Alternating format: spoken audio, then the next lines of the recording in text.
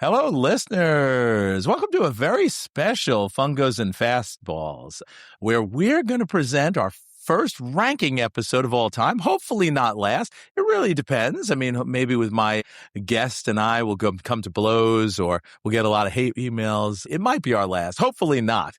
But what are we ranking today? Stadium foods? Stadiums themselves? No, we are ranking. And let me put my hat on here.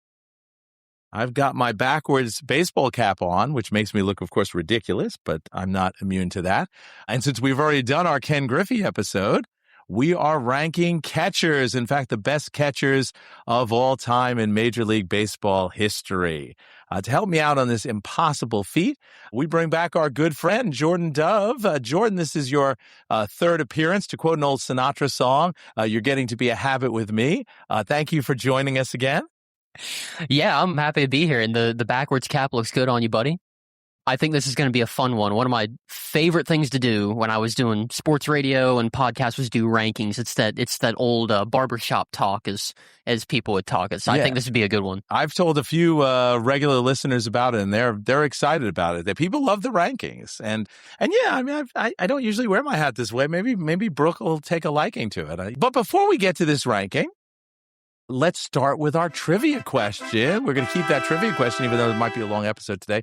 It is catcher themed. Who is the only Major League catcher to have caught 2 perfect games?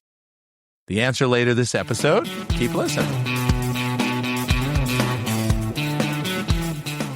Hello and welcome to Fungos and Fastballs, the podcast of baseball history and trivia.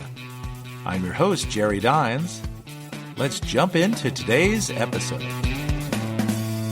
So obviously in this ranking, we're going to present our top 10. Jordan and I each did a separate top 10.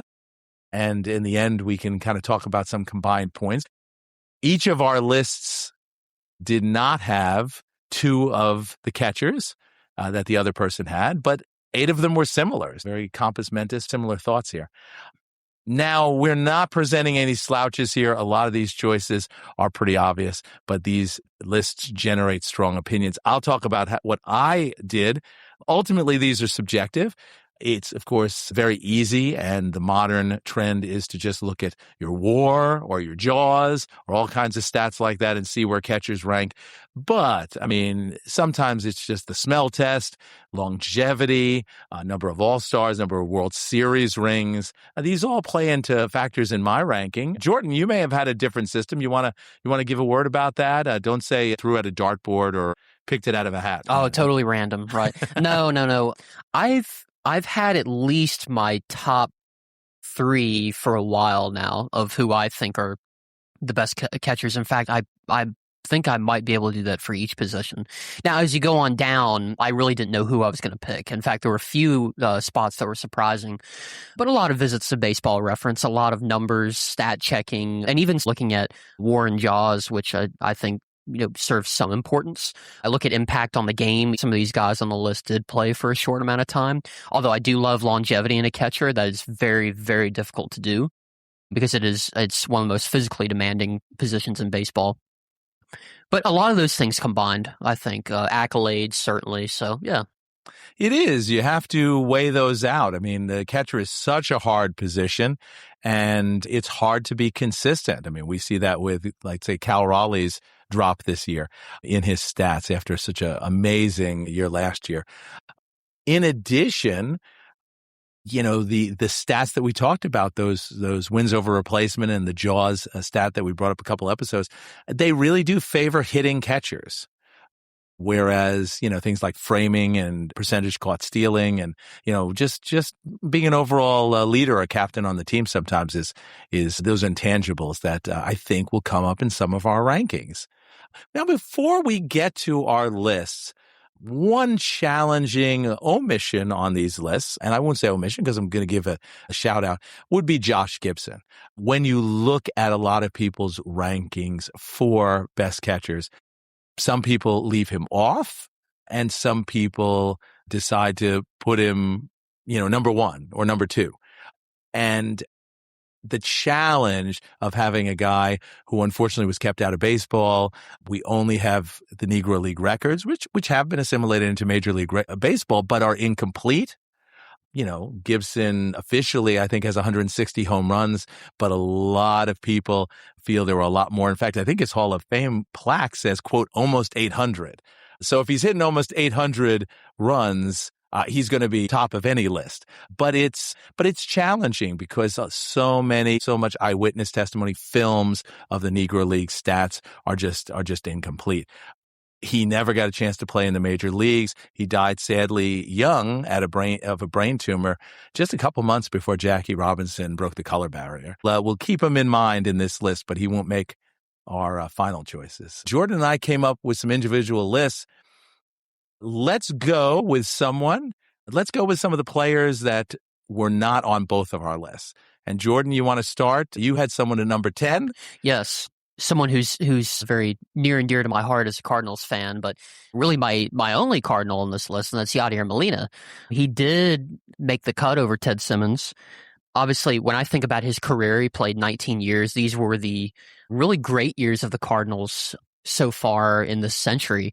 You're talking about someone who brought 9 division titles, 3 National League titles, and 2 World Series titles. So a lot of really great team accomplishments in there. But you want to talk individually, didn't quite get as many silver sluggers as a lot of the guys on this listed who were eligible to get them, post 1980, but was a incredible defensive catcher. 9 Gold Gloves, over a 40% rate in catching base stealers. And he even was a guy who had over 2,100 career hits. A little bit of an offensive game in there, but whenever I think about growing up and watching Yadier Molina, I think about a great defensive game, about a guy who you really had to think twice about in terms of if you were trying to steal a base. I like the longevity with him, and I think when it was all said and done with him a few years ago, you have to put him on the top 10 list with what he's accomplished in such a long amount of time.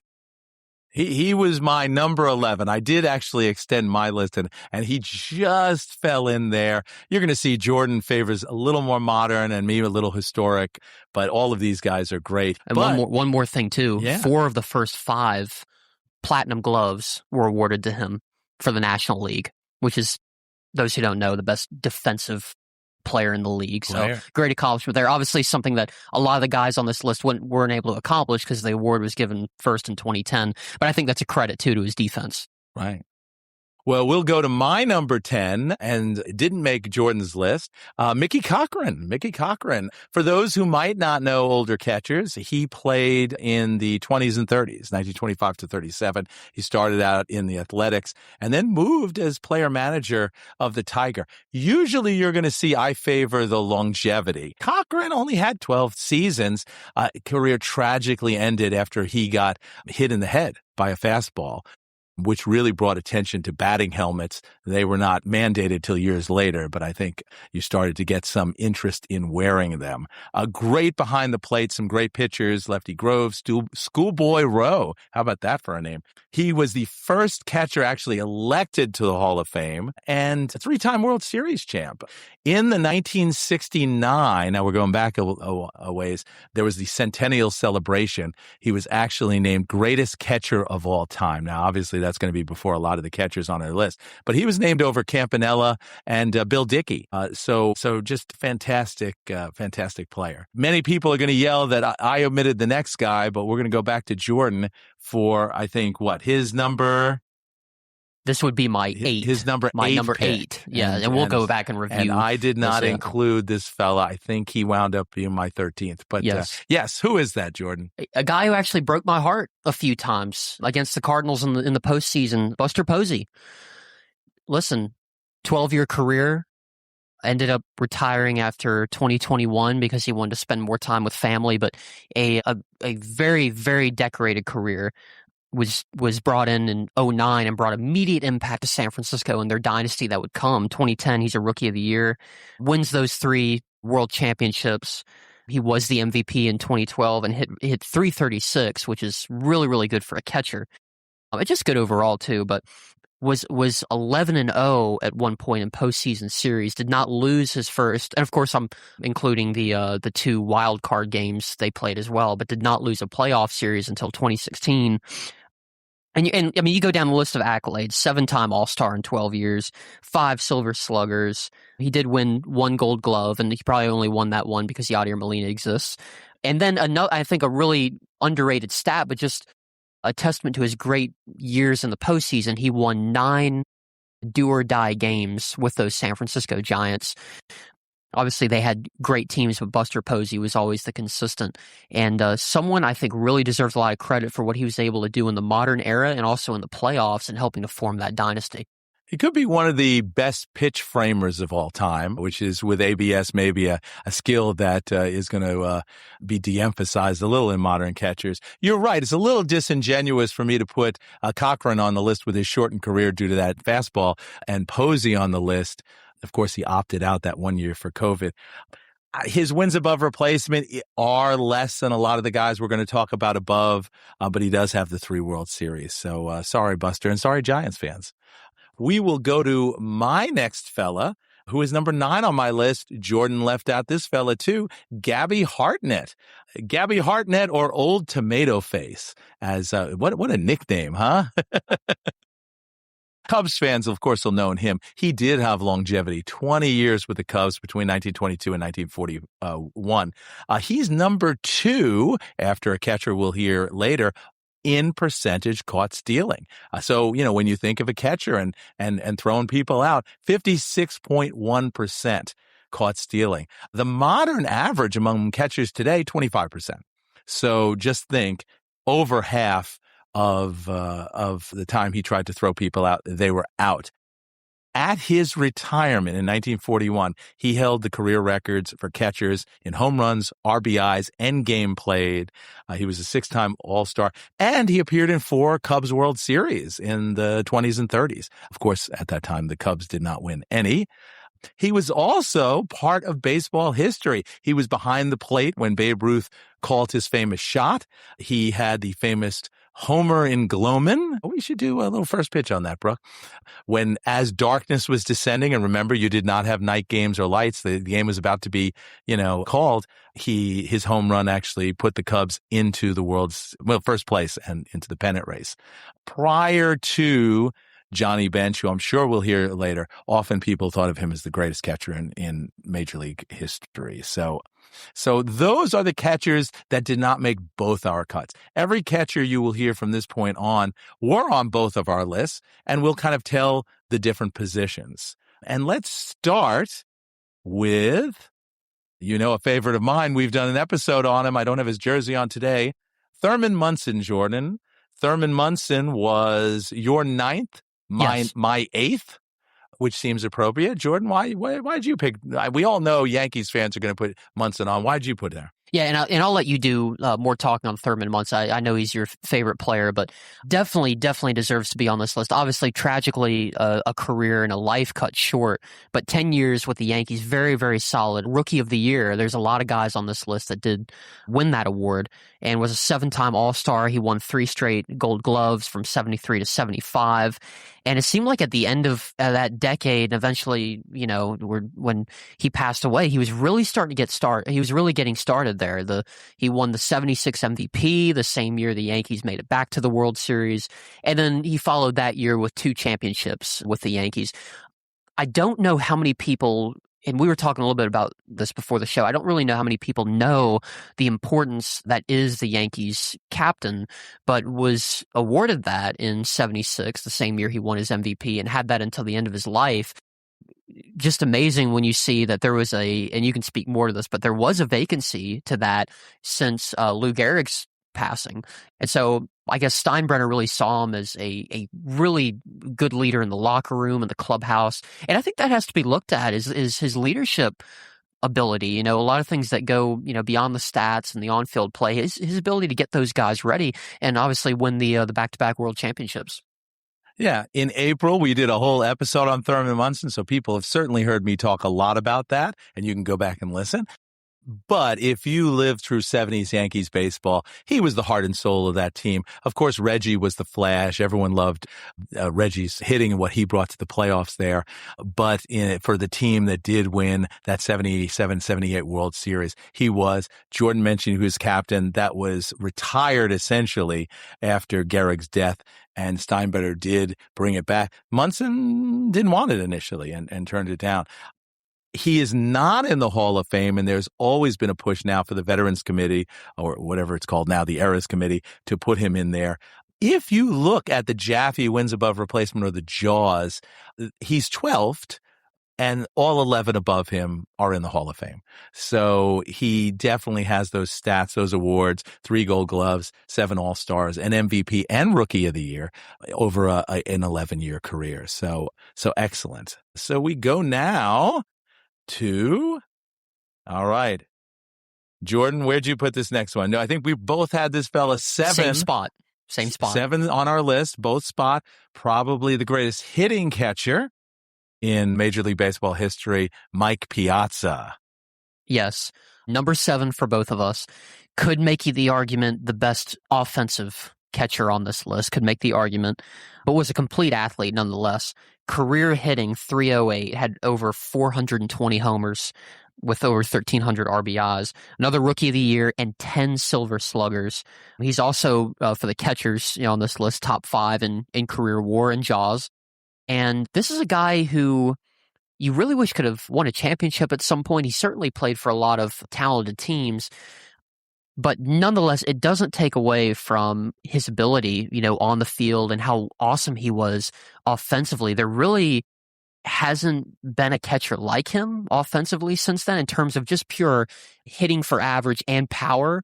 One of my favorite tapes I've ever seen, it's really become a gem, is when Piazza was 16, and you might have seen this, but Ted Williams goes to visit him and his father at their home, and he's sitting there saying like, "Oh, this kid has it. If he's hitting like this at 16, he's gonna be one of the best." And he even tells little Mike Piazza, he's like, "I'll be jokingly, I'll be your agent." Like he predicted it right there. He could see the technique and the form was there, and obviously that carried on to his career. So Mike Piazza definitely deserves all the praise he gets.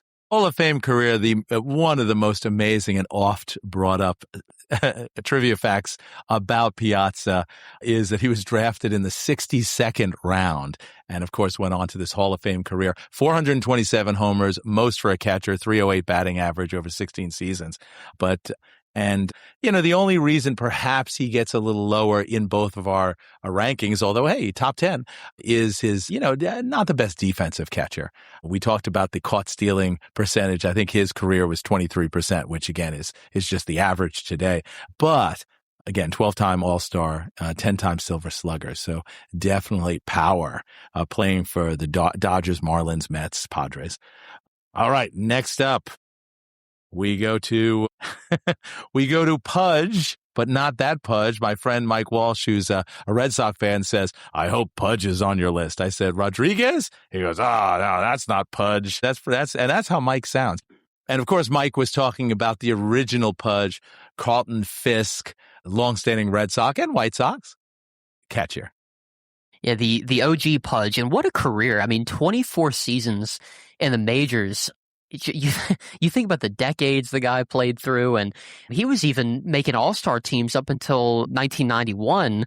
He was playing at age 43, and I don't know if this record still stands. You can add this to the trivia, I guess, but he was the oldest player to record a hit in the all-star game, doing that against Houston's Pete Harnisch. But yeah, another guy who was just really, really awesome in terms of hitting. Obviously couldn't win as many Silver Sluggers because the award was given first in 1980, but did take 3 of them, I believe, including one in 1988 at age 40. Not much postseason success, but everybody will always remember 75 World Series Game 6, a game that's been called the best of all time, and him making that waving motion, as he hit the walk-off. But nonetheless, a career that will truly stand the test of time. Second most games ever caught. And yeah, he's a guy that everybody will always remember. Yeah, and before Piazza, he was the most home runs by a catcher. So a lot of hitting power, Also, like Munson, won Rookie of the Year, and no World Series, which in my ranking does play a bit of a role. So now we go back to the old days. Jordan had this fella 6. I had him 4th. Campy himself, Roy Campanella, entire career. Well, not entire career. Roy Campanella, Dodgers, 48 to 57. Before that, of course, the Negro Leagues. Career, unfortunately, cut short, not only, in the beginning of getting into the major leagues before the color barrier broken, but by that tragic automobile accident that paralyzed him. But boy, what a career. Yeah, and similar to Thurman Munson, did so much in the short time he was given. You're talking 10 years with the Dodgers. He was an all-star for 8 of those years. And there was a time period where he was winning MVPs every other year in 51, 53, 55. And obviously that 55 year was super special because it would be the Dodgers' first championship when they would beat the Yankees in 7 games. And he was a huge catalyst in helping them win. But definitely somebody who will stand the test of time. Obviously, he was one of the first black players who was brought into the majors and was a true superstar in the 1950s before, obviously, his career was cut short. And it makes you wonder what he could have done, in that next decade moving forward. But he was a star nonetheless in the time he was given. Yeah, after Jackie Robinson, the second black player put in the Hall of Fame, his stats were up and down, but he had 6 awesome seasons. He won 3 MVPs, which is the most a catcher has won, tied with Yogi Berra. And again, he had a league-leading 142 RBIs, especially in 1953. And, of course, had that fantastic Brooklyn Dodgers World Series ring from 1955. All right, next up. We're getting close to the top, folks. Jordan has this fella 4th. I have him 5th. Gary Carter. This was the player, and I've always respected Gary Carter, but he was the player that I think, most surprised at. I was most surprised at myself, let's put it that way, for putting him at number 4.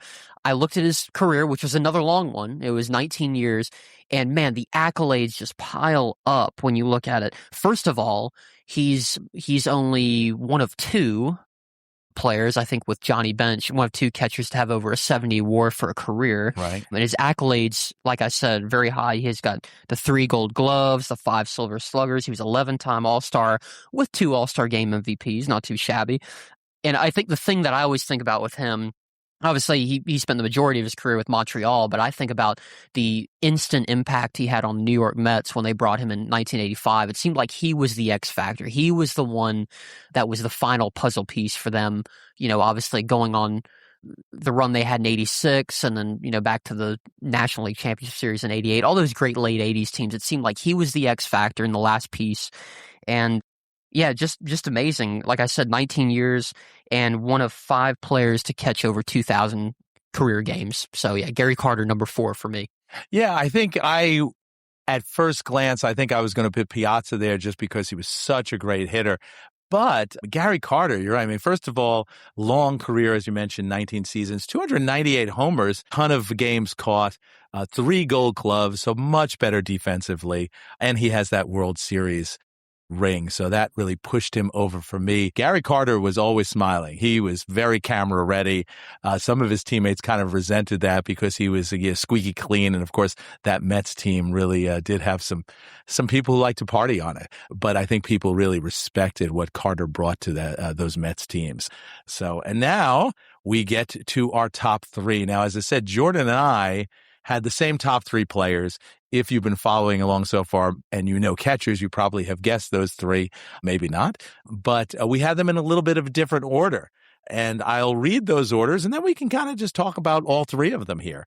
So, Jordan, your top 3. You want to say them? Just 3, 2, 1? Sure, and I'll go, ascending, like you said. My 3 was Yogi Berra, my 2 was Johnny Bench, and my 1 was Ivan Rodriguez, to me, the real Pudge. Yeah, and I had Pudge at 3, Pudge Rodriguez at 3, 2 Johnny Bench, and an unsurprising homer pick, but I can certainly defend it, number 1 with Yogi Berra. And putting these 3 guys together was so difficult, and ranking them. But what difficulties did you have, Jordan? Well, I think a good talking point, first of all, because, you and I did not see each other's lists until, a little bit later on. But a good talking point, I think, is that all of the baseball fans and all of the experts and everything immediately put Bench at number 1. And not only did you and I put him at number 2, but we each had somebody different over him, which I think. But we did. I guess I can talk about Bench first, since we both have him at number 2. It doesn't take away from it. He had an outstanding career. Obviously, when I think of him, I think of winning. He was one of the big catalysts for those Reds teams in the 70s. He does lead all catchers, and we've been talking about Jaws and WAR. He was a Rookie of the Year. He was a 2-time MVP, and he did win 10 Gold Gloves. So an outstanding defensive catcher. He was also great on the offensive end. He was a 3-time RBI leader, and that you got to think that's not only beating some of the best players in the Major League, but some of the best players in the Reds. It seemed like they had all the best home run and RBI hitters on their teams. And he does have a World Series MVP. I mean, come on. In that series against New York, 8 hits, 6 RBIs, and a .533 batting average in those 4 games, which was a sweep. So it doesn't take anything away from him. I just have one guy better. But Johnny Bench, as I said about so many of these guys, but especially him, will stand the test of time and was a tremendous, tremendous catcher. Yeah, Bench in the 70s, and I think Bench comes up at number 1, not only because of modern, sabermetrics statistics, and then all of a sudden, Bench came on, boom, and it wasn't an era of Carlton Fisk and Thurman Munson, but this was 70s were an era of catching, and Bench had that, fantastic one-handed catching, stance. Of course, the Reds were just bigger than life in the 70s. Obviously, Pete Rose and Joe Morgan and, Ken Griffey Sr. and all those guys. But Bench was that, that steady captain. Yogi and he are very similar in games caught. Yogi has a little bit of a higher batting average. Bench has a little bit of higher home runs. Yogi has more RBIs. So they are back to back. And Bench is higher in percentage caught stealing. And of course, Yogi has those 10 World Series rings. Bench has 2. Bench was a linchpin of the big red machine. Yogi was Casey Stengel's guy. He was really there was, of course, Mantle and Whitey Ford and all those great players, but Yogi was steady there, with the Yankee dynasty that was so great. And I think that just counts for stuff with me putting him in first. And the 10 World Series has to mean something. Yeah. It has to mean something. I mean, when I think of Yogi Berra, the first word that comes to mind is winner. Yeah. He's a winner. 14 World Series appeared in and won 10 of them. Nobody's got 10 rings, and he was the consistent guy. And it's not like he was some guy that got lucky. He was like the best player in some of those years. He was a 3-time MVP. Yeah, and that's what really I mentioned before. Tied for most MVP for a catcher. Yeah, and so I respect that. I respect him. Everyone who says he's number 1, I respect that a lot. Yeah. Now, you, of course, put Pudge Rodriguez number 1. And look, my number 3 is no slight on Pudge. But why don't you talk about, because he's your favorite guy? He's my favorite guy, and I think he was the best. I think he was the best to ever play catcher. Elite defense. This is a guy that won 13 Gold Gloves, including 10 straight from 92 to 01. No catcher has more Gold Gloves. Nobody has a higher career caught stealing rate with 46%. And I also think about the impact he had on a team. I'm going to make a quick football reference. It's kind of like wherever Deion Sanders went, you knew that your defense was shutting down one side of the field. Wherever Pudge went, you knew you were having an impact on the game. When Pudge was playing catcher, players, some of the best, thought twice about stealing bases. And that makes an impact in the long run of a ball game and eventually a season. He's the guy that, he's played the most games. He's caught the most games of any player in history, so he's got the most hits. In the last 100 years, he's top 5 in batting average. He hit a respectable 311 home runs. He's also top 5 with catchers in RBI, so he's got the offensive game too. Most doubles too, might I add. But I do always think about his defense first. I think he's the most complete catcher that's ever played the game. I think he's the best defensive catcher that's played the game. And I think about the impact he made on teams. In the 1990s, Texas had not won like they had in the 90s. Obviously, they didn't have playoff success, but they were winning division titles. He won an MVP in 99.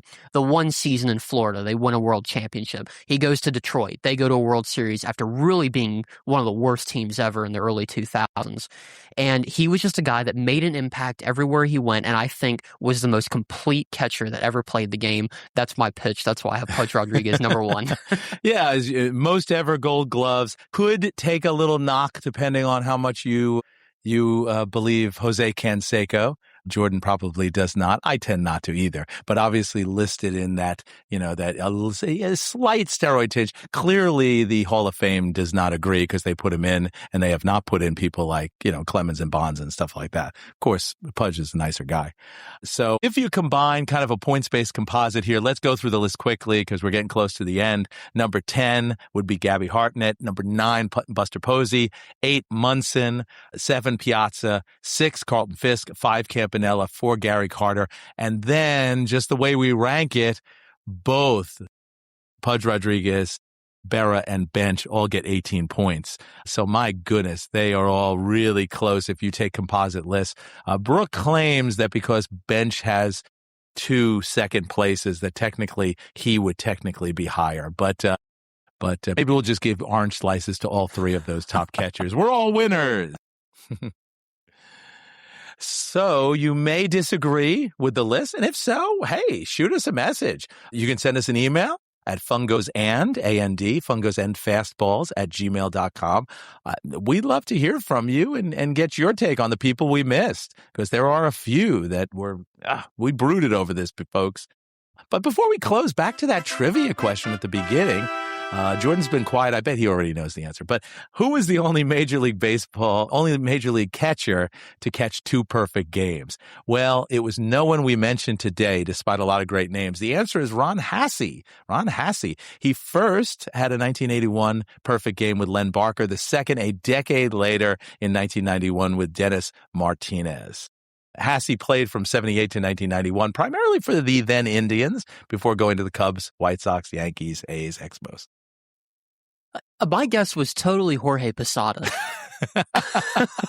For the record, I thought that was correct. He thought I was going to put a Posada question on. Yeah, that would have been a homer question. Well, thanks. This has been fun. Thank you, Jordan, for joining us today again. You've been great. Thanks for having me. Appreciate it. This was fun. Thanks again to Brooke, my producer.